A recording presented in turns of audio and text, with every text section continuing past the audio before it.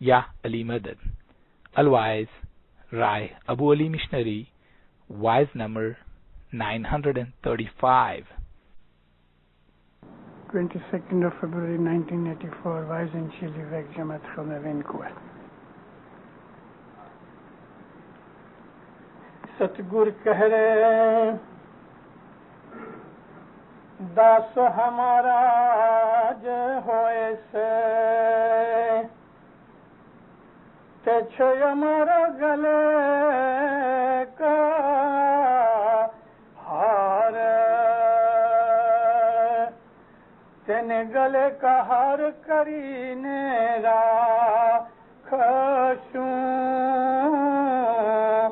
ते मोमन के सुख का अंत न पार रे भाई ते मोमन के सुख का अंत न पार। मौलाना हज़रत इमाम पे सल्लल्लाहु अलैहि वसल्लम। जो मेरा सेवक होएगा, मेरा जो दास मोमन होएगा, दास कहते हैं आबिद को, इबादत करने वाले को। अरबी ज़बान का जो लफ्ज़ आबिद है वो चीज़ निकला है अब्द से, और अब्द का मतलब गुलाम। इबादत का मतलब खुदा की गुलामी, गुलामी का मतलब खुदा का हुक्म मानना। क्योंकि जो स्लेव होता है, आज की दुनिया के अंदर कोई स्लेव नहीं। गई सदी के अंदर इब्राहिम लिंकन ने दुनिया के अंदर से मेहनत करके स्लेवरी निकाल डाली। अगरचे अभी भी अफ्रीका और कोई थर्ड वर्ल्ड कंट्रीज के अंदर, जैसा कि जावा, सुमात्रा वगैरह के इलाकों में अभी भी रिमोट प्लेसेस में स्लेवरी होती है। स्लेव का मतलब गुलाम, गुलाम यानी अपने सेठ का हर हुक्म माने, भले इसमें उसकी जान भी जाती होवे। फिर फरमाते हैं कि दास हमारा जो हो ऐसे, जो मेरा खिदमत करने वाला, इबादत करने वाला, जो मुझे चाहने वाला है, मैं उसको अपने गले के हार के तौर पे रखूंगा। तेछे हमारा गले ना हार। हार जो होता है वो आदमी गले के अंदर पहनता है, जो सबसे इज्जत वाली जगह होती है, तो वो इंसान की गर्दन है, और उसको सीने से लगा के रखता है, जैसे कि बच्चे को माँ अपने सीने से लगा के रखती है। फिर फरमाया कि उस आदमी के सुख का कोई पार नहीं होता, क्योंकि वो हमेशा हर वक्त मेरे गले के हार के तौर पे, यानी मेरी प्रोटेक्शन के अंदर है। मैं हमेशा उसको अपने नजदीक समझता हूँ, वो मेरे से दूर नहीं होता, और उस आदमी के सुख का कोई पार नहीं। जहाँ जब भी हम कोई सुख का मतलब लेते हैं तो मोस्टली लोग जो हैं वो दुनिया की मौज शौक, ऐश आराम, कपड़ा लत्ता, खाना पीना, पैसे को सुख मानते हैं। लेकिन यहाँ मजहब के हिसाब से, रूहानी हिसाब से सुख का मतलब है इंसान की इंटरनल हैप्पीनेस और पीस। एक इंसान जिसके मन के अंदर सुख है, शांति है, पीस है, सेटिस्फैक्शन है, कंटेंटमेंट है, वो आदमी इस दुनिया के अंदर, चाहे उसके पास गरीबी होवे चाहे अमीरी होवे, उसको इस चीज से कोई दरकार नहीं रखता।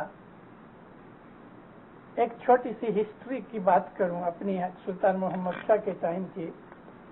इमाम सुल्तान मोहम्मद शाह सल्लल्लाहु अलैहि का एक दोस्त था जिसका नाम था sir Zulfikar Ali Khan. Indian government की तरफ से वो यूनाइटेड किंगडम में, ग्रेट ब्रिटेन के अंदर इंडिया का हाई कमिश्नर था। एक दफा इमाम सुल्तान मोहम्मद शाह का घोड़ा डरबी के अंदर दौड़ता था। ये जुल्फिकार अली अपनी बाइनोकुलर लेके वॉच करता था। 3-4 रेसेस हो गई, साहब का घोड़ा अभी तक आया नहीं था। तो इसने साहब को देखा कि साहब अपने स्पेशल एंट्रेंस में से दाखिल होके माँ बाप का जो स्पेशल बॉक्स था डरबी में, वहां आके बैठे। तो इसने जब भी देखा कि हिजानिस आए तो ये गया भाग के। माँ बाप ने इसको पास बिठाया। कहते योर हाइनेस, मैं आपके पास आया हूँ, आज आप मुझे बोलो कि कौन सा घोड़ा जीतेगा। तो मैं इंग्लिश में ऐसा फ्रेज है कि I will even bat my shirt, मतलब कि मैं अपनी शर्ट निकाल के भी, मतलब ये कि सब कुछ लगा दूंगा और छेले शर्ट होगी ना वो भी मैं इसमें बेट में लगा दूंगा। सुल्तान महमूद शाह बहुत हंसे, उसका हाथ पकड़ के साहब बॉक्स में से बाहर निकले, बोले चलो चल के चाय पिए। रास्ते में बात करते जाते थे। कहता है सर जुल्फिकार, तुमने वो स्टोरी नहीं सुनी, एक राजा था, बीमार था, बहुत बीमार था, ऐसी कोई उसको एक्चुअल बीमारी शरीर की नहीं थी, लेकिन बहुत बड़ा राज था, बादशाही थी, पैसा था, लेकिन उसके दिल में हैप्पीनेस नहीं थी। तो हमेशा वो अपने आप को बीमार समझता था।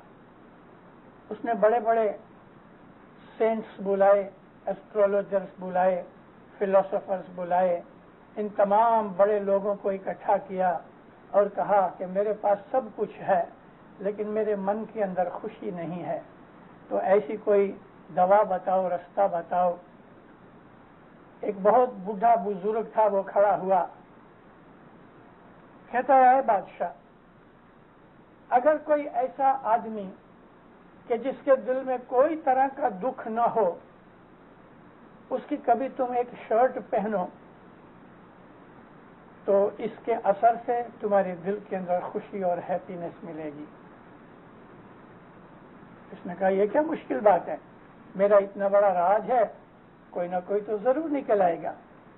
इसने अपने एमिसरीज भेजे, जहां भी जावे, किसी भी घर में जावे, कहीं भी मुल्क में जावे कि दूसरे टाउन में जावे, पूछे लोगों को तुम्हें कोई दुख है, सब लोग रोना रोवे, हाँ मेरे को ये दुख है, मेरे को ये दुख है। किसी को औलाद का दुख, किसी को शरीर का दुख, किसी के अंदर मियाँ बीवी के झगड़े, किसी के बाप का दुख।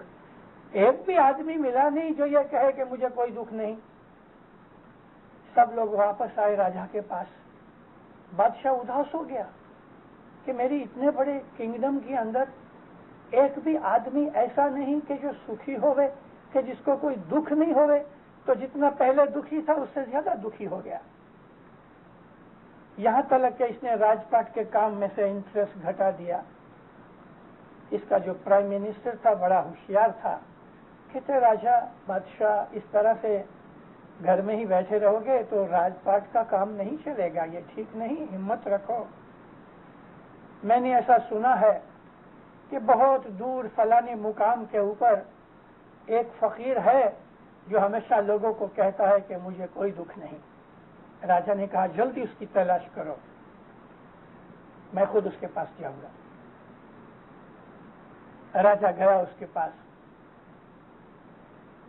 फकीर बैठा था, उसने लंगोटी बांधी थी, जमीन के ऊपर मिट्टी पे बैठा था। बादशाह ने उसको सलाम किया। उसने खड़े होकर बादशाह का मान दिया, बिठाया। आज हे राजा तू मेरे पास चल के आया? कहने लगा हाँ, मैं इसलिए आया हूं तुझे पूछूं कि तुझे कोई दुख है? कहते मुझे कोई दुख नहीं। बादशाह खुश हो गया कि मेरे मन की मुराद पूरी हुई, मुझे कोई दुख नहीं। बहुत खुश हुआ। फिर कुछ कहा नहीं। वजीर को भेजा, खुद चला आया अपने कैंप के अंदर। वजीर को बोला देख इसको जाके कहो मैं आधा राज तुम्हें देता हूं, तुम अपनी शर्ट मुझे दो। वजीर ने जाके उसको बात की कि राजा कहता है कि तुमको कोई दुख नहीं, इसलिए तुम एक शर्ट अपनी दो कि मैं पहनूं ताकि मैं सुखी हूं, मैं इसके बदले में तुम्हें आधा राज देता हूं। वो बहुत हंसा। वजीर को कहा मेरे पास शर्ट ही नहीं है। इमाम सुल्तान महमूद शाह ने ये कहानी सर जुल्फिकार अली को सुनाई। इस दरमियान तो सारी वो बातों में लगा रखे सब, अरे खत्म हो गई। सा फरमाया है सर जुल्फिकार अली तुम ये घोड़ों के पीछे मत पड़ो, अल्लाह की इबादत करो, इसमें से सुख मिले। کہنے کا مطلب یہ ہے کہ انسان کو دنیا کے پوزیشن میں سکھ نہیں ملتا. اور راجا کیا کہتا ہے میں بہت سکھی ہوں, مجھے کوئی دکھ نہیں, میرے پاس شیورٹی نہیں ہے. تو انسان کو دنیا کے اندر موہ مایا ممتا یہ پھنسائی رکھتی ہے. اس میں سے 1 کلاک 2 کلاک ہم دنیا کے کام دھندے میں سے نکل کے شام کو صبح کو جماعت خانے آتے ہیں. یہاں آ کے ہم کو راحت ملتی ہے, امام کی دعا ملتی ہے, اور یہاں آ کے ہماری مغز کی حالت بھی بدل جاتی, دل کی حالت بدل جاتی, وچار بدل جاتے ہیں. دنیا اور دین دونوں طریقے سے ہم کو جماعت خانوں کے اندر سے مولانا حضرت امام کی رحمتیں اور برکتیں ملتی ہیں. سچا سکھ انسان کا ہے وہ خدا تعالیٰ کی بھکتی اور اس کی یاد میں ہے.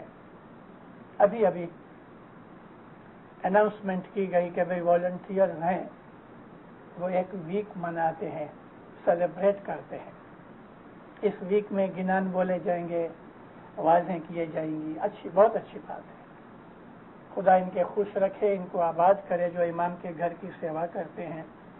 صرف والنٹیئرز ہی نہیں, کوئی بھی جو امام کے گھر کی کسی بھی طریقے سے سیوا کرتا. ہمارا تو سارا مذہب ہے, اس کا موسٹ تھیم حضرت امام کا پریم ہے. ہمارے مذہب کا جو تھیم ہے, ہمارے مذہب کا جو ایسنس ہے, تو وہ یہ ہے کہ ہم حضرت امام کو پیار کرتے ہیں.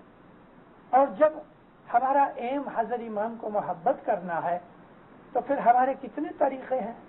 یہ مکھی کمڑیا بیٹھے ہیں, کونسل والے کونسل کے اندر, والنٹیئرز اپنی جگہ کے اوپر, صاف صفائی کمیٹی والے اپنی جگہ کے اوپر, دعا پڑھانے والے, گنان بولنے والے, وائز کرنے والے, کسی بھی طریقے سے, یہ کارپیٹ بچھانے والے, جھاڑو نکالنے والے, صفائی کرنے والے, پانی پلانے والے, جوتیاں سنبھالنے والے. امام کے گھر کی خدمت جو ہے اس کی ہزاروں طریقے ہیں.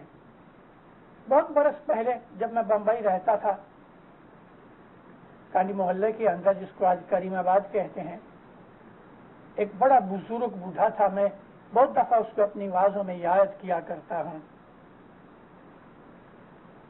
بہت بوڑھا تھا, مومنا تھا.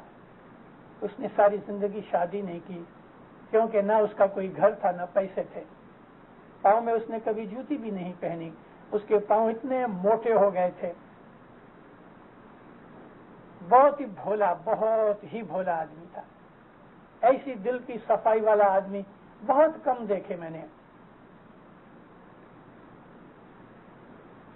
صبح اٹھے, جماعت خانے میں ہی سوتا تھا, یعنی اندر نہیں, جماعت خانے کے باہر کی جو بالکنی ہے وہاں وہ سو جاوے.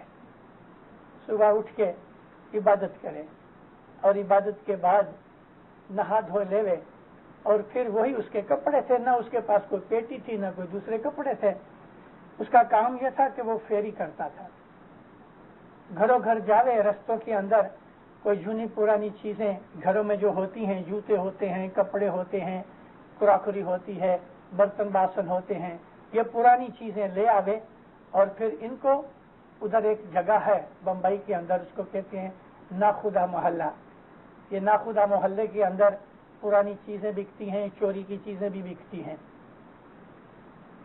وہاں جا کے یہ بیچ دے, 2 آنے 4 آنے 8 آنے جو کچھ بھی اس کو رزق ملے, 1/4 کی 10 نکالے, اور کھا پی کے بس جماعت خانے میں ہی رہے. جماعت خانے کو صاف کرے. 81 برس کی اس کی عمر تھی.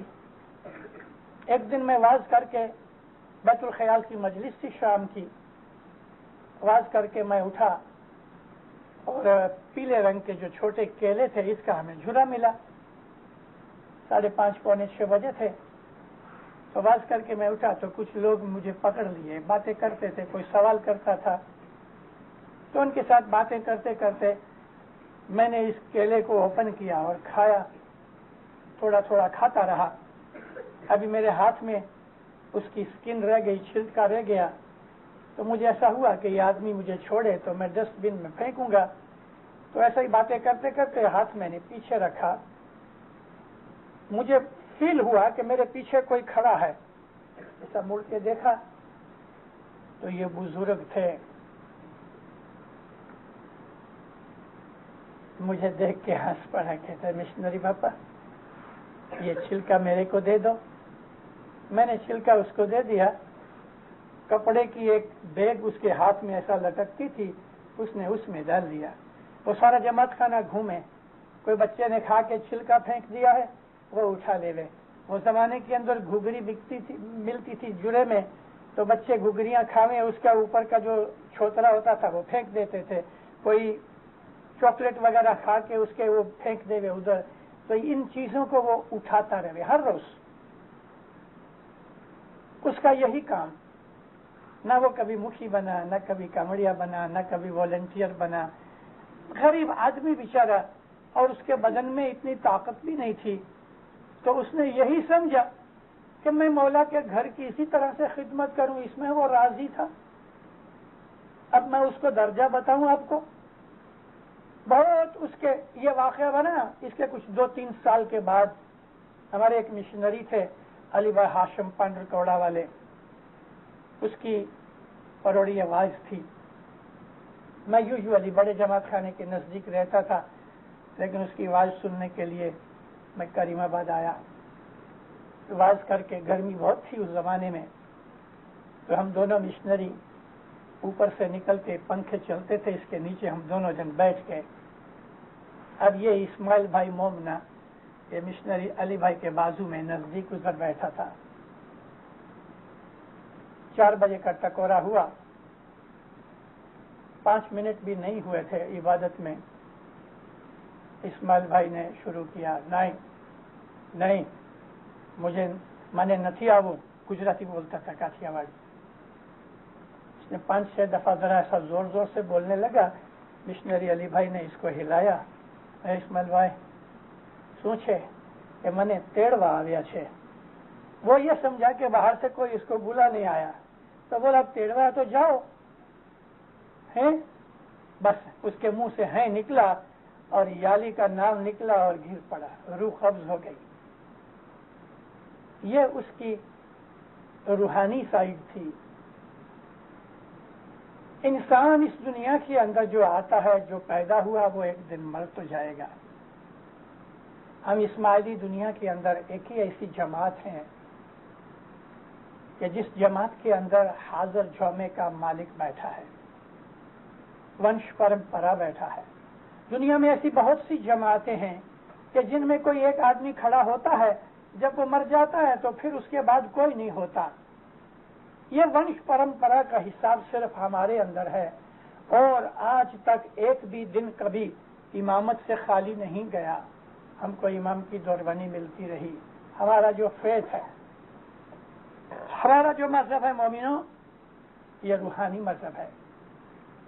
میں آج 3 ویک سے ادھر واضح کرتا ہوں. میں نے جماعت کو یہی چیز بتائی کہ ہمارا مذہب ہے وہ اسلام کے اندر طریقہ ہے. شریعت کے اندر 98% مسلمان ہیں. 1 بلین مسلمان ہیں آج دنیا کے اندر. ہم اس کے اندر ہارڈلی 2% ہیں, شاید اس سے بھی کم.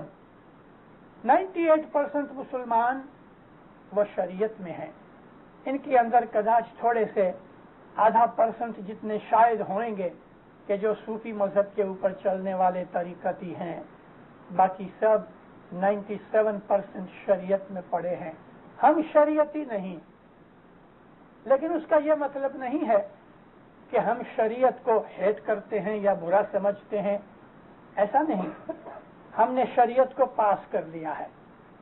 شریعت یہ تھی کہ اللہ کے اوپر ایمان لانا اور رسول محمد صلی اللہ علیہ وسلم کو اپنا آخری نبی ماننا اور قرآن شریف کو اللہ کی کتاب سمجھنا, یہ شریعت کے اندر آتا ہے, اور ہم اس میں تمام مسلمانوں کے ساتھ ہیں. اگر اس بات کا نام شریعت ہے تو ہم یہاں تک شریعت میں ہیں. پھر شریعت کے اندر یہ بھی ہے کہ تم نماز پڑھو اور زکوٰۃ دو, تو ہم 10 بھی دیتے ہیں, دعا بھی پڑھتے ہیں. یہ بھی شریعت ہے. لیکن ہماری طریقت جو ہے اصل میں تو طریقت یہ ہے کہ ہمارا ایک مرشد ہے جو مسلمانوں کے اندر کوئی مرشد نہیں.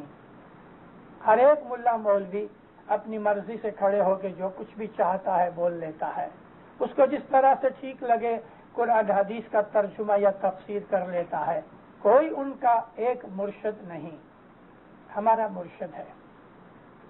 اس لیے ہم طریقت میں آتے ہیں۔ تھوڑے دن پہلے میں نے ایک جگہ ذکر کیا کہ ایک سنی مولوی تھے دارالسلام میں، میں بھی دارالسلام میں پبلک لیکچر بھی کرتا رہا ہوں، مسلمانوں کے ساتھ میرا آنا جانا ہے، تو مجھے پہچانتا تھا۔ ایک دن میرے گھر پہ آیا، مجھے کہتا ہے مولوی صاحب مجھے آپ کے ساتھ اسماعیلی مذہب کے اوپر کچھ باتیں کرنی ہے۔ خوشی کے ساتھ بیٹھو، چائے وائے پلائی، ہم نے بہت باتیں کی۔ مجھے کہتا ہے کہ آپ اور ہمارے میں فرق کیا ہے، یعنی طریقتی اور شریعتی مسلمانوں میں فرق کیا ہے؟ میں نے کہا دیکھیے ہم مسلمان ہیں، جس اللہ کو آپ مانتے ہیں اسی اللہ کو ہم مانتے ہیں، محمد ہمارے آخری نبی ہیں، قرآن ہماری کتاب ہے۔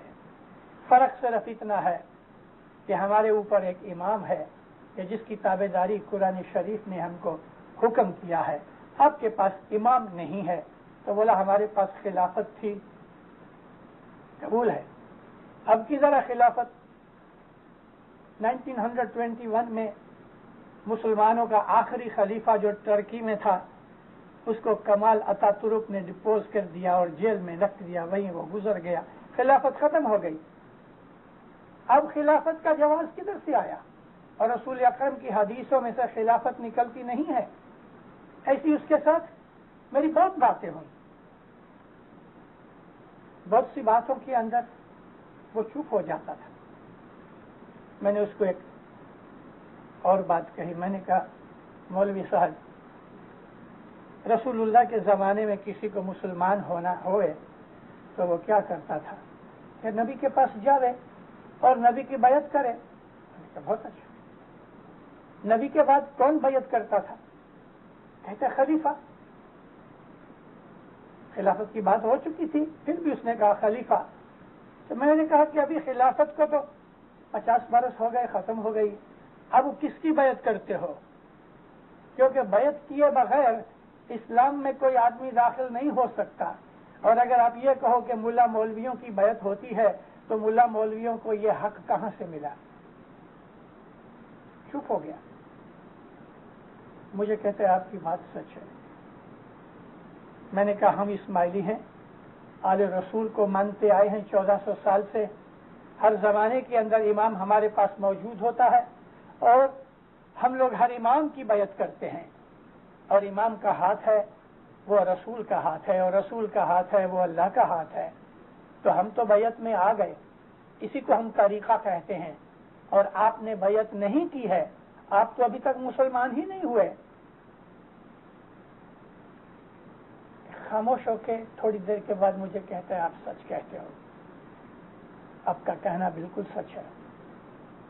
اور ایک دفعہ اس نے اپنی واعظ کے اندر بھی، جو ہمارے جماعت خانے دارالسلام کے سامنے آ گئی تھوڑی دور مسجد ہے، وہاں اس نے یہ بات کا ذکر بھی کیا تھا کہ یہ اسماعیلی ہیں جن کو ہم لوگ بعض دفعہ مسلمان بھی نہیں سمجھتے، لیکن میں آپ لوگوں کو سچ کہتا ہوں کہ یہ اسماعیلی یہ سچے مسلمان ہیں۔ اس نے بعض چیزوں کے اوپر ٹیکا ضرور کی جن کا میں نے اچھی طرح سے جواب دیا۔ اللہ کے فضل سے مسلمانوں کے ہر ملک کو میں نے دیکھا ہے۔ اس نے ٹیکا کی تھوڑی سی ہماری عورتوں کے لباس کے اوپر اور ہمارے مردوں کے بیہیویئر کے اوپر، بھائی شراب پیتے ہیں اور سگریٹ پیتے ہیں، اور عورتیں جو ہیں وہ اچھا لباس نہیں پہنتی، برقع نہیں ہے، یہ نہیں ہے، وہ نہیں ہے، چادر نہیں ہے۔ کئی ہماری بھائیاں ہیں وہ کٹ سلیو لباس پہن کے بھی جماعت خانے آتی ہیں، پر قوم کے لوگ دیکھتے ہیں۔ تو اس کا میں نے اس کو کہا، میں بولا دیکھو اگرچہ ایمان کے ساتھ ہماری چالو جیون کا سبند ہے کہ جب ہمارے دل کے اندر ایمان پیدا آتا ہے ہمارے کپڑے بدلتے ہیں، ہمارے لباس بدلتے ہیں، ہماری کھانی پینی بدلتی ہے، ہماری تھنکنگ بدلتی ہے، ہماری کریکٹر بدلتا ہے، ہمارا بیہیویئر بدلتا ہے، سچ بات ہے۔ لیکن یہ بات صرف تم مسلمانوں کے اندر سے اسماعیلیوں کو ہی کہتے ہو؟ مولوی صاحب آپ ایران گئے ہو، عراق گئے ہو، آپ ایجپٹ میں گئے ہو، آپ انڈونیشیا میں گئے ہو، دنیا بھر کی جتنی بھی بدیاں ہیں اس کو اکٹھی کرو، اس میں سے 50% ساری دنیا میں دے دو اور 50% صرف مسلمانوں کے اندر ہیں. پھر اس کو میں نے چند بدیوں کے نام سنائے, حیران ہو گیا. اور یہ بات سچ ہے, ساری دنیا میں جتنی بھی بدیاں ہیں ان بدیوں کا 50% صرف مسلمانوں میں ہے. مسلمانوں کی حالت بہت خراب ہے ایز مسلمان. اسلام جیسا دین دنیا میں کوئی نہیں. اسلام اللہ پاک کا دین ہے, پاک دین ہے, یہ نبیوں کا دین ہے, یہ فرشتوں کا دین ہے. لیکن ان مسلمانوں نے اپنے مذہب کو سمجھا نہیں. اس کے ساتھ میری کافی 2 گھنٹے تک باتیں ہوئی. ہم اپنے اسماعیلی جو بھائی بہن ہیں آپس کے اندر مذہب کا ہمیں شوق نہیں رہا کہ ہم مذہب کی کتابیں پڑھیں. اس لیے جب بھی ہمارے کوئی مسلمان دوست ملتے ہیں اور جب مذہب کی بات نکلتی ہے تو ہم لوگوں کو شرم آ جاتی ہے. ہم ان کے ساتھ بحث نہیں کر سکتے, جواب نہیں دے سکتے. ہمیں اپنا مذہب جاننا چاہیے. میں بہت دفعہ کہا کرتا ہوں, میں نے اسمبلیوں کے اندر اس کے اوپر اور پرونالیکا کے اوپر واضح بھی کی ہے کہ یہ تھار سفرا مہمانی گھٹ پاٹ سکریت جو کچھ بھی ہم اپنے جماعت خانے میں کرتے ہیں, مومنوں یہ سب رسول اللہ کے زمانے میں ہوتا تھا. ہمارے اندر کوئی چیز بھی ہندو کی چیز نہیں ہے, کوئی ہندو کی چیز نہیں. اس وقت کینیڈا کے اندر ہماری جماعت میں ایک ایسا گروپ کھڑا ہو گیا ہے اور وہ گروپ کھڑا ہوا ہے اپنی اگنورینس کے کارن سے. ان لوگوں کو اپنے مذہب کا پتہ نہیں ہے اس کی وجہ سے, اور اپنے مذہب کا پتہ نہ ہونے کی وجہ سے جب وہ مسلمانوں کے ساتھ ملتے ہیں تو مسلمان ہم کو کوشچن کرتے ہیں, ہمیں جواب نہیں آتا تو پھر ہم مسلمانوں کے اندر ہو جاتے ہیں. ہم سمجھتے ہیں کہ وہ سچے مسلمان ہیں اور ہم کو اسلام کا پتہ نہیں. کئی ایسے لوگ بھی ہیں ہمارے اندر تو جو اپنے آپ کو مسلمان نہیں سمجھتے. کسی باہر جگہ جا کے ہم کبھی باتیں کرتے ہیں تو پوچھتے ہیں تم کون ہو کہ ہم اسماعیلی ہیں. مسلمان ہو کہ مسلمان نہیں ہیں, ہم اسماعیلی ہیں. یہ جواب ہمارے اچھے نہیں ہیں, یہ ہماری اگنورینس ہے. کبھی قرآن کی بات ہوتی ہے تو ہم لوگ کہہ دیتے ہیں ہم قرآن کو نہیں جانتے, ہم صرف گنان پڑھتے ہیں. وہ بھی ٹھیک نہیں ہے. ہم قرآن کو مانتے ہیں اور مومنوں میں آپ کو سچ کہوں کہ قرآن کے اوپر ہمارا سب سے زیادہ حق ہے. مسلمانوں کا حق تو کمتی ہے قرآن کے اوپر. علی نبی کے گھر میں قرآن اترا, میرے مولا کے گھر میں قرآن اترا, اس کے باپ دادا اور نانا کے گھر میں قرآن اترا ہے. تو اسماعیلیوں کا قرآن کے اوپر زیادہ حق ہے, مسلمانوں کا تو حق کمتی ہوتا ہے. لیکن ہم کو معلوم نہیں اپنا مذہب. ہمارے جو گنان ہیں وہ قرآن شریف کے انٹرپریٹیشن ہے. قرآن عربی کے اندر ہے. آج تک قرآن کو اچھی طرح سے کوئی عرب مسلمان بھی نہیں سمجھ سکا. عربوں کی مدر لینگویج ہے قرآن. 1400 سال سے عرب لوگ قرآن پڑھتے ہیں. خود عربوں میں آج 1400 سال میں بھی ایسا ایک آدمی بھی پیدا نہیں ہوا کہ جو کہے کہ میں قرآن کو اچھی طرح سمجھتا ہوں. کسی نے کبھی کوئی دعویٰ نہیں کیا. تو قرآن اگر عربوں کی جن کی ماتری بھاشا ہے عربک ہے وہ بھی قرآن کو اچھی طرح نہیں سمجھ سکے بلکہ نہیں سمجھ سکے تو ہم کھوجوں کو قرآن تو سمجھ میں نہیں آئے گا. اس لیے ہمارے پیروں نے اس کو ڈائجسٹ کر کے یہ گنان بنائے. یہ گنان ہے. امام سلطان محمد شاہ صلی اللہ علیہ کا فرمان ہے کہ پیروں نے جو گنان بنائے ہیں وہ قرآن کی تفسیر ہے, یعنی قرآن کی انٹرپریٹیشن ہے. قرآن پڑھو, گنان پڑھو, فرمان پڑھو, حدیث پڑھو, اپنے علم کو زیادہ کرو اور اپنے مذہب کو سمجھنے کی کوشش کرو. ہمارے فرقے کی, اسماعیلی فرقے کی ایک اور بھی خوبی ہے. میں نے ابھی آپ کو کہا ہمارے مکھی کا مڑیا, ہمارے کونسل کے عملدار, ہمارے دوسری طرح کے سیوک, کتنے طریقے سے ہم لوگ اپنے مولا کی خدمت کرتے ہیں. یہ خوبی دنیا کے اندر کسی میں نہیں ہے, نہ مسلمانوں میں, نہ ہندوؤں میں, نہ کرسچنوں میں, نہ جیوز میں, نہ کوئی اور قوم کے اندر, کہ ہم اپنے مولا کی مفت سیوا کرتے ہیں پگار لیے بغیر. ٹھیک ہے, ایسے لوگ کہ جو فل ٹائم جاب کرتے ہیں وہ دوسری نوکری نہیں کر سکتے کیونکہ فل ٹائم آدمی بھی ہم کو چاہیے. ٹیچرز ہیں, مشنریز ہیں, یہ فل ٹائم ہیں. یا اور بھی ہمارے یونیورسٹیوں کے اندر سے نکلے ہوئے جو اسٹوڈنٹس وغیرہ ہیں جب ہی پاس ہو کے گریجویٹ بن کے باہر نکلتے ہیں تو بہت سی حضرت امام کی انسٹیٹیوٹ کے اندر इंस्टीट्यूशंस के अंदर वो लोग काम करते हैं, तो नेचुरली वो फुल टाइम काम करना पड़ता है। हमारी काउंसिलों के अंदर क्लर्क्स वगैरह काम करते हैं, उनको फुल टाइम काम करना पड़ता है। तो ये जो पगार है, ये पगार कोई उनकी सेवा को बंद नहीं करती, उनकी सेवा है। वो फुल टाइम काम करते हैं, अगर बाहर काम करें तो भी उनको खाने पीने के लिए पैसे तो चाहिए। हजरत इमाम फरमाया उनके जो रेम्यूनरेशन है वो एक किस्म की मेरी बख्शीश है, और वो जो खिदमत करते हैं मैं उसको सेवा के तौर पे लेता हूँ। मगर मेजॉरिटी हमारे अंदर इमाम के घर की फ्री सेवा करते हैं, जिसको हम वॉलंटरीली सेवा कहते हैं।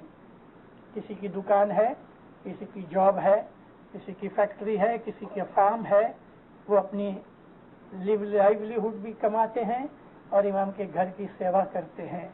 ऐसा ही सिर्फ सेवा नहीं करते, लेकिन हमारे बहुत से ऑफिसर्स, हमारी जमात के बहुत से ऐसे लीडर्स हैं कि जो खीसे में से पैसे भी खर्च करते हैं।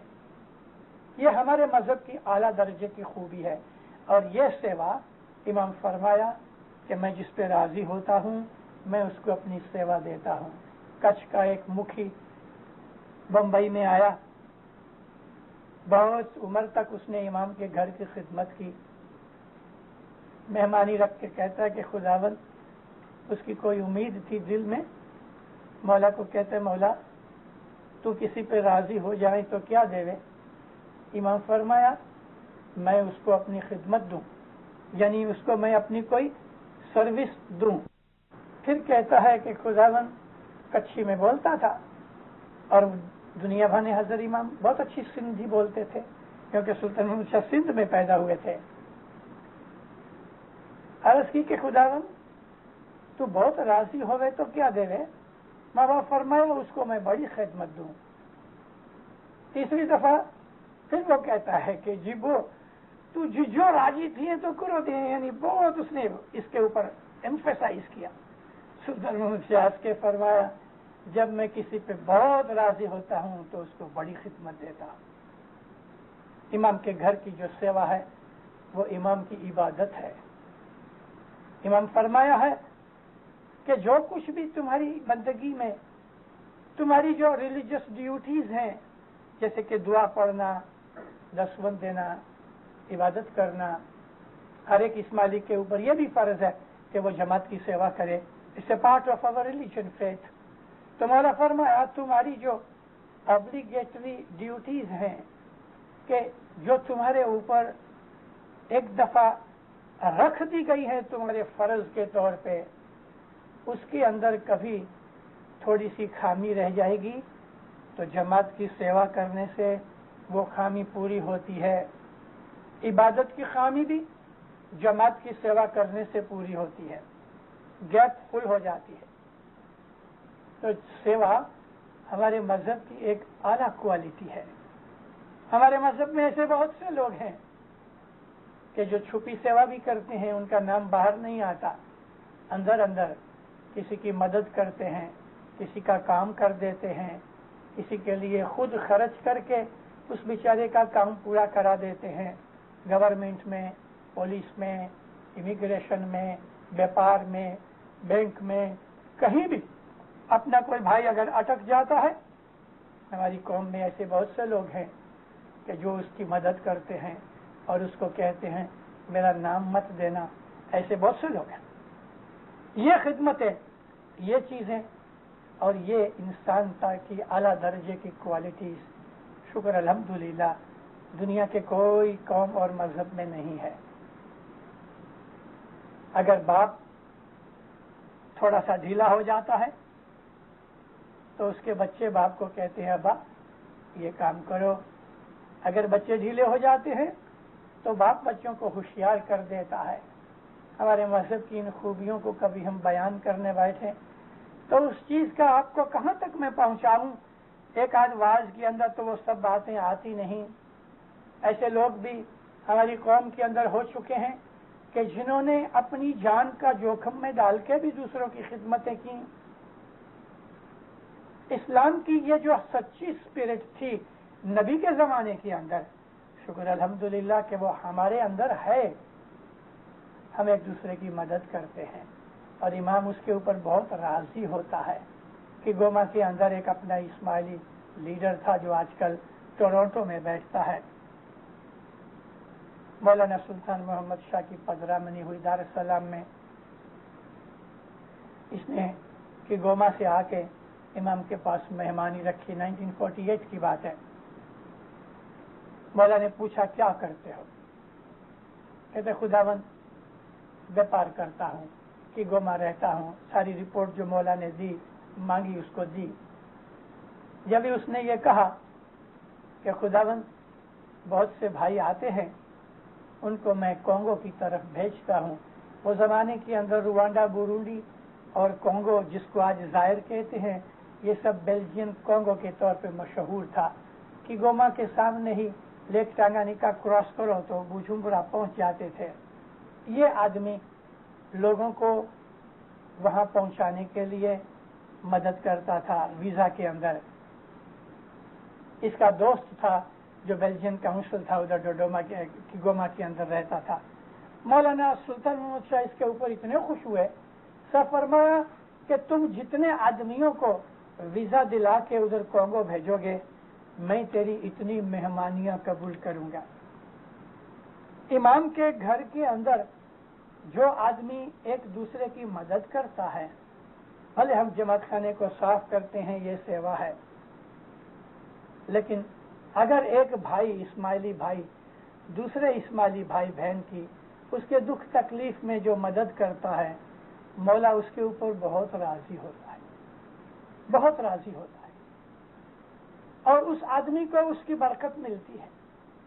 امام نے اس بات کے لیے بڑے بڑے فرمان کیے. ہماری بعض بڑی منڈلیاں ہیں ان کے اندر تو حضرت امام نے فرض ڈال دیا ہے کہ you go out of your way and help your brothers and sisters.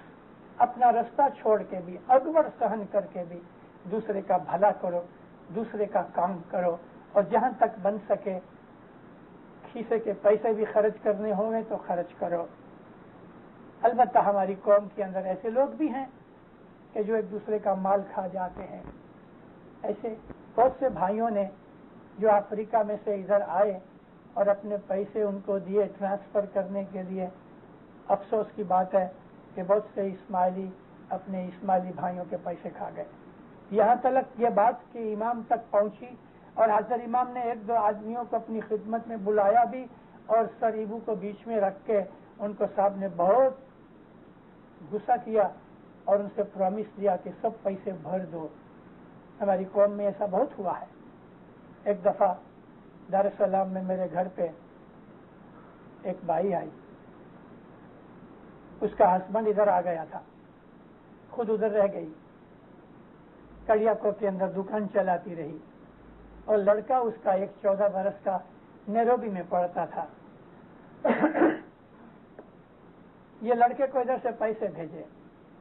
اپنا ایک اسماعیلی دار السلام کی پوسٹ آفس میں کام کرتا تھا. اس نے اس پوسٹ مین کو جو پوسٹ آفس میں اسماعیلی کام کرتا تھا اس کو 14,000 شلنگ دیے کہ اس کی وہ مجھے سٹیمپس لے دے. اور وہ سٹیمپس وہ زمانے میں ایسٹ افریقہ کی سٹیمپس آپس میں چلتی تھی. یوگانڈا تنزانیہ کینیا کی ایک دوسری جگہ چلتی تھی تو یہ ادھر سے سٹیمپس لے کے اس کو بھیجتی تھی لڑکے کو تو وہ لڑکا ادھر اس کو 10% کم ویلیو میں بیچ ڈالے. اس طرح سے چلے. یہ آدمی 14,000 شلنگ اس کے کھا گیا. میرے پاس آئی. میں نے اس آدمی کو پکڑا. مجھے کہتا ہے کہ مشنری صاحب اب کیا کروں وہ کسی فلانے کو دیے تھے وہ کھا گیا یہ کیا وہ کیا. مولا جانے سچ کیا تھا جھوٹ کیا تھا. وہ بیچاری روتی رہی اس کو یہ پیسے نہ ملے. اب اس آدمی کو میں نے فدائی کے اندر دیکھا. اب خیال کرو مجھے تو بہت برا ایسا فیل تو ہوا لیکن وہ عورت کبھی یہ دیکھے کہ لوگوں کے پیسے کھا کے اور وہ فدائی کا ممبر بنے. ہماری قوم کے اندر ایسے لوگ بھی ہیں جو ہماری قوم کے لائق نہیں ہیں. ہم ایک دوسرے کے پیسے کھا جائیں ہم ایک دوسرے کے ساتھ دغا کریں ایک دوسرے کے ساتھ بے ایمانیاں کریں. ہماری نیتی انیتی میں بدل جائے ہماری آنےسٹی ڈس آنےسٹی میں بدل جائے. یہ چیز اسماعیلی مذہب کے لیے لائق نہیں. اسی طرح سے ہمارے اندر اور بھی چند ایسی خرابیاں ہیں کہ کہ جو ہمارے بیہیویئر اور کیریکٹر کو خراب کرتی ہیں اور غیر قوم کے اندر ہماری قوم کی بدنامی ہوتی ہے. ان تمام چیزوں کو میں ظاہر کرنا نہیں چاہتا. میرے پاس بہت بڑی بڑی ایسی چیزیں آ جاتی ہیں کہ جو عام طور پہ جماعت کے دوسرے لیڈروں کو پتہ بھی نہیں لگتا، کیونکہ ایک مشنری ہے وہ ایک باپ کی طرح ہوتا ہے. جیسے کرسچنوں میں فادرز ہیں، ہم لوگ فادرز کی طرح ہیں. ہمارے پاس آ کے بہت سے لوگ اپنے من کا بھید چھپا ہوا ہمارے پاس ظاہر کر دیتے ہیں، اور ہمارے لیے یہ بہت بڑا گناہ ہے کہ ہم کسی کا پردہ کھولیں. لیکن ہماری جماعت کے اندر ایسے لوگ بھی ہیں، شکر الحمدللہ، عابد اور اچھے لوگ بھی بہت ہیں. میرا مطلب کہنے کا تھا یہ ہے کہ صرف تسبیح نکالنا، جماعت خانے میں آنا، دعا پڑھنا، کسی بڑی منڈلی ٹوڑی کا ممبر بننا، یہ کوئی بڑائی نہیں، یہ کوئی بڑائی نہیں. بڑائی تو یہ ہے کہ اپنے مذہب کی حقیقت کو سمجھ کے، نیتی اور ریتی سے چل کے، آنیسٹی کے ساتھ چل کے، سنسیئرٹی کے ساتھ چل کے، دوسروں کے بھلے کے لیے ہمیں دکھ اٹھانا پڑے تو دکھ اٹھا کے بھی دوسرے کا بھلا کرو. خود بھوکے رہ کے دوسرے کو کھلاؤ. آدھی روٹی ملتی ہے تو پاؤ اس کو دے دو اور پاؤ خود کھاؤ. یہ ہمارے مذہب کی خوبیاں ہیں، اور ان خوبیوں کے اندر بڑی چیز جو ہے وہ سیوا ہے. میں شاباش دیتا ہوں ان والنٹیئرس کو، صرف ادھر کے ہی نہیں. میں نے کینیڈا کے اندر یہ ایک بہت بڑی خوبی دیکھی، اور مجھے خود اس بات کے لیے فخر اور خوشی ہوتی ہے کہ ہماری قوم کے اندر تھرو آؤٹ کینیڈا یہ جو والنٹیئرز ہیں انہوں نے بڑے کام کیے ہیں. برف کے اندر، سنو کے اندر، رات کو نہ دیکھا، دن کو نہ دیکھا، امام کے گھر کی جماعت خانوں کی خدمتیں کرتے ہیں. مولا ان کو دو جہان میں سکھی رکھے اور ان کی نیک امیدیں پوری کرے اور ان کا ایمان مضبوط کرے. اور بھی یہ لوگ ہمارے لیے اور ہماری نوی پرجا کے لیے، جو بچے ابھی پیدا ہو کے بڑے ہو رہے ہیں، ان کے لیے یہاں کی والنٹیئر کورس جو ہیں وہ ایک مثال ہیں، ایک ایگزامپل ہیں. لیکن ان والنٹیئرس کے اندر بعض ایسے بلیک شیپ بھی گھس جاتے ہیں. تو جو کیپٹنز اور ان کے لیڈرز ہیں ان لوگوں کا یہ فرض ہے کہ اس قسم کے جو بلیک شیپسوں میں ان کو کان کے پکڑ کے نہ باہر نکال دینا چاہیے، ان کو ڈسمس کر دینا چاہیے. ابھی میں ادھر تھا 2 مہینے پہلے ٹورنٹو کے اندر، میں نے دیکھا تو ایک والنٹیئر بیج لگایا ہے آغا خان کا. جماعت خانہ اندر ہے اور باہر سنو پڑ رہی ہے. ٹھیک ہے، اس نے سیوا چاکری کی کہ بھئی گاڑیوں کو وہ ڈائریکٹ کرے، ادھر پارک کرو، ادھر پارک کرو. اندر دعا پڑھائی جاتی ہے. آغا خان کا بیج لگا کے والنٹیئر کا باہر کونے میں سگریٹ پھونک رہا ہے. میری نظر پڑ گئی. 2 دعا ختم ہو گئی تو میں نے ان کے وہ میجر کو بلایا. اس دن ادھر میجر تھا. میں نے کہا فلانا آدمی کا باہر جو تھا، نام تو نہیں جانتا، اس کی تم نے جو ڈیوٹی لگائی تھی کون ہے؟ جا کے گیا اور رجسٹر لے کے آیا. کہتے ہیں فلانا. میں بولا بلاؤ تو اس کو ذرا. ڈھونڈ ڈھانڈ کے اس کو کوئی دوسرا آدمی لے آیا. میں نے کہا یہی آدمی ہے. اس کو جب ہی کہا تو بیچارہ کہتا ہے میں بہت دلگیر ہوں، بہت سوری ہوں. میں بولا جب تک تو نے یہ بیج لگایا ہے تیرا یہ دلگیری پنا قبول نہیں ہے. میجر کو کہا کہ اس دفعہ تو اس کو چھوڑ دو، کبھی دوسری دفعہ ایسا کرے تو اس آدمی کو تو ڈسمس کرو. تو ہماری جماعت کے اندر سب لوگ شریک نہیں ہیں. ایسے آئسولیٹڈ کیسز ہو جاتے ہیں، مگر ہمیں ہوشیار رہنا چاہیے. ہمیں اپنے مذہب سے پیار کرنا چاہیے. ہمیں اپنے مذہب کی تعلیم لینی چاہیے. ہم کو اپنے مذہب کو سمجھنا چاہیے اور اپنے مذہب کے اوپر عمل بھی کرنا چاہیے. والنٹیئرز بن کے یہ نہیں سمجھنا کہ سیوا کرتا ہوں اس کے لیے مجھے دعا معاف ہو گئی. والنٹیئرز کو دعا معاف نہیں ہوتی. والنٹیئرز کو عبادت بھی معاف نہیں ہے. نیروبی کے اندر مولانا حضرت امام آئے، 76 کی بات کرتا ہوں. مکی صاحب نے لاسٹ دن تھا حضرت امام کا، والنٹیئرز کو سب کو کھڑا کیا. مولا بہت راضی ہوئے، بہت دعا عزیز فرمائی. ان کا جو وہ لیڈر تھا، کیپٹن یا کوئی میجر تھا، کہتا ہے خداوند ہم لوگ صبح لوگوں کو اٹھانے کے لیے جاتے ہیں، پھر جماعت خانے سے واپس ان کو اپنے گھروں پہ لے جاتے ہیں. ادھر بھی پروڑیے. ایسے والنٹیئرز اور دوسرے سیوک بہت خوبی کے ساتھ امام کے گھر کی سیوا کرتے ہیں. اور انشاءاللہ اس کا بہت نیک بدلہ ان کو ملے گا. اور یہ 2-2:30 بجے برف میں اور یہ سنو اور ٹھنڈی میں جا کے ان کو لانا، مولا ان کے اوپر بہت راضی ہوئے گا. تو انہوں نے امام کے پاس عرض کی کہ یا مولا، ہم 4 اور 5 بجے کے درمیان یہ ٹرانسپورٹ کرتے رہتے ہیں، لیکن ہم کو صبح عبادت کا ٹائم نہیں ملتا. کیپٹن کے دل میں شاید یہ ہوگا کہ حضرت امام کہے گا چلو تم کو عبادت معاف، شاید ہے، مجھے معلوم نہیں. حضرت امام فرمایا تم عبادت نہیں کرتے کہ خدا ہم ٹرانسپورٹ کرتے ہیں؟ نو نو نو نو،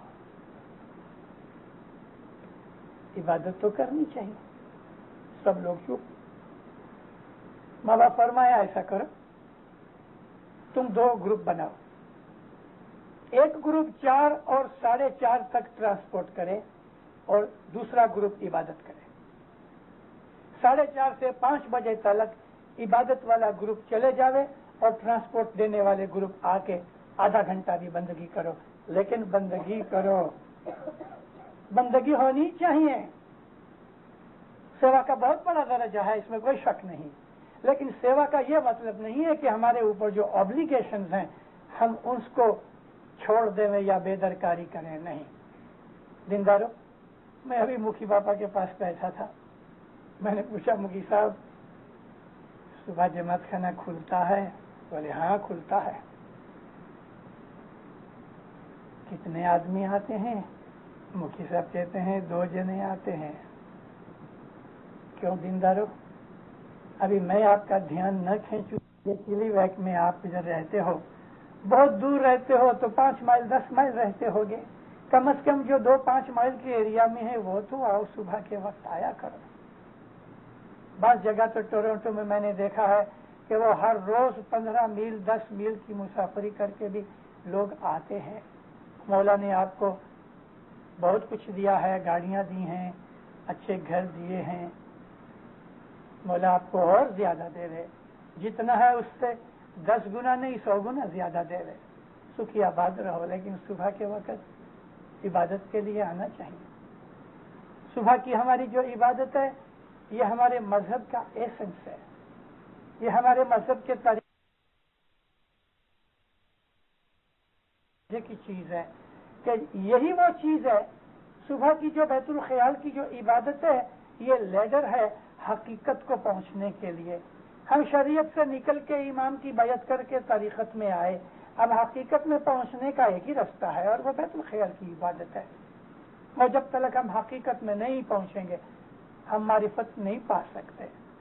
تو یہ جو صبح کی عبادت ہے ہمارے اوپر تو سب سے بڑا فرض ہے، سب سے بڑا. اور صبح کی عبادت کو ٹیکا دینے والی 3 چیزیں ہیں. 3 وقت کی دعا برابر ہونی چاہیے. انسان ہے ٹھنڈی کے اندر ہے یا کبھی تھک گیا ہے، بیماری ہو گئی، تو انسان صبح نہیں کبھی دعا اچھی طرح سے ٹائم پر پڑھ سکا تو جب بھی آنکھ کھلے پڑھ لینی چاہیے. دعا چوکنی نہیں چاہیے. اپنے بچوں کو بھی یہ چیز سکھانی چاہیے. اور دوسری چیز ہمارے مذہب کے اندر جو بہت امپورٹنٹ اور مضبوط ہے تو وہ دسوند ہے. دسوند کے بغیر برکت بھی نہیں ہوتی اور دسوند کے بغیر ہمارا ایمان بھی مضبوط نہیں ہوتا. ایمان کی محبت اس آدمی کے دل میں کبھی پیدا نہیں ہوگی کہ جو دسوند کھا جاتا ہے، جو امام کا مال کھا جاتا ہے، جو امام کی چوری کرتا ہے، اس کے اوپر امام کیسے راضی ہو سکتا ہے؟ تو دسوند اور 3 وقت کی دعا ہمارے مذہب کے پائے ہیں. لیکن ہمارے مذہب کا جو ایسنس ہے تو وہ بیت الخیال کی عبادت ہے. بیت الخیال کی عبادت ہی سچ پوچھو تو ہمارے مذہب کا مقصد ہے کہ جس میں سے ہم کو یہ گنان ملتا ہے میری روح خدا تعالیٰ کے نور سے آئی، مجھے مرنا ہے، مرنے کے بعد میں واپس اس دنیا کے اندر آؤں یا میں خدا کے نور میں مل جاؤں. ہمارا ایم یہ ہونا چاہیے اور اسماعیلی مذہب کا ایم یہی ہے. ادھر کینیڈا کے اندر ایسے بہت سے گروپس ہیں، خاص طور پہ BC کے اندر میں نے پڑھا بھی ہے، میں بہت سے شخصوں کو ملا بھی ہوں کہ جو میڈیٹیشن کرتے ہیں. اسماعیلی نہیں، وائٹ کینیڈینز میڈیٹیشن کرتے ہیں، ٹرانسینڈینٹل ٹریولنگ بھی کرتے ہیں.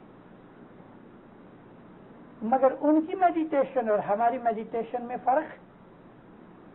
ऐसे बहुत से मेडिटेशन के स्कूल्स हैं, अमेरिका में भी, कनाडा के अंदर भी।